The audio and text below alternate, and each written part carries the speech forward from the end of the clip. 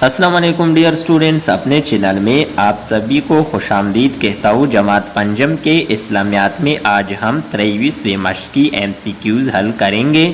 پہلا سوال ہے، درست بیان پر ٹک کا نشان لگائیے۔ پہلا MCQs ہے، زندگی کی حفاظت کرنا ہے۔ الف سنت، ب مستحب، جیم فرض، دال واجب۔ تو صحیح جواب ہے زندگی کی حفاظت کرنا فرض ہے۔ دوسرا MCQs ہے، نشہ آور چیزیں انسانی صحت کے لیے ہے۔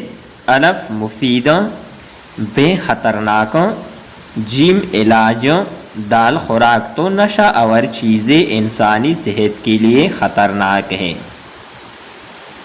تیسرا MCQs ہے، جو شخص اپنی جان کی حفاظت کرتی ہوئی مارا جائے وہ ہے۔ الف بہادر، ب شہید، جیم محسن، دال غازی۔ تو صحیح جواب ہے شہید۔ چوتھا MCQs ہے، تیمم کی اجازت ہے۔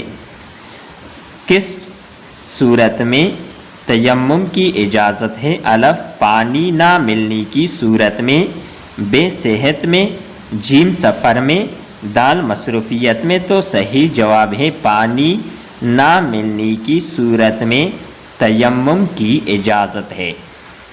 نیکسٹ MCQs ہے، حادثے کی صورت میں رجوع کیا جائے۔ الف ڈاکٹر سے، ب وکیل سے، جیم جج سے، دال استاد سے۔ تو حادثے کی صورت میں ڈاکٹر سے رجوع کیا جائے۔